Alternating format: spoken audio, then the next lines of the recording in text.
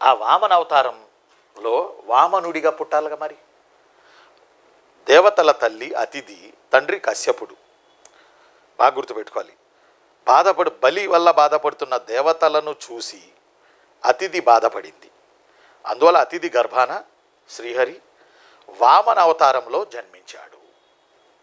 శ్రీహరి ఈసారి అతిథి కశ్యపుడు, అతిథి కశ్యప వీళ్ళ కడుపులో వామన అవతారంగా పుట్టాడు శ్రీహరి.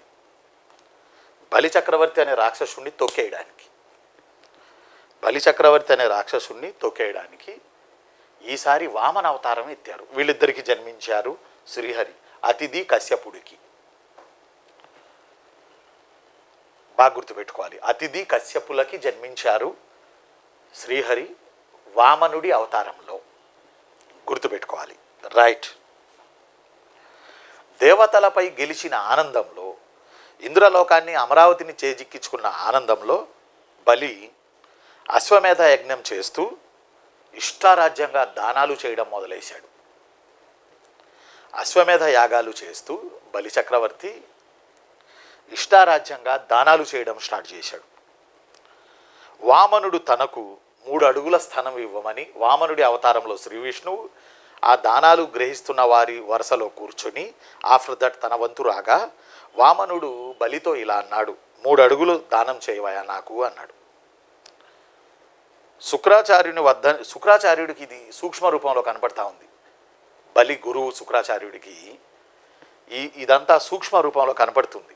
అమ్మా ఇదేదో జరుగుతుంది, బలిని తొక్కేయడానికి శ్రీ విష్ణువు వామన అవతారంలో వచ్చాడు, వామ్మో అని బలిని వారిస్తున్నాడు శుక్రాచార్య. ఆయన శ్రీ విష్ణువును తొందరపడి నువ్వు 3 అడుగులు ఇస్తానని అనకు ప్లీజ్ అని.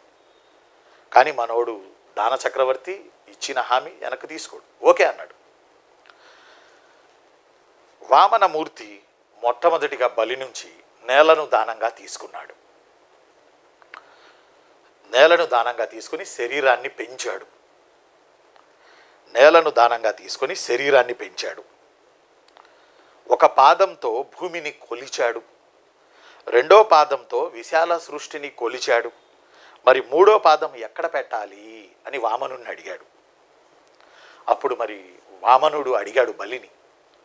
అప్పుడు బలి ఎక్కడ పెట్టాలి, నా తలపై పెట్టు అని బలి అనడంతో వామనుడు బలి తల మీద పెట్టి బలిని పాతాళానికి తొక్కేశాడు. ఇదే వామన అవతారం.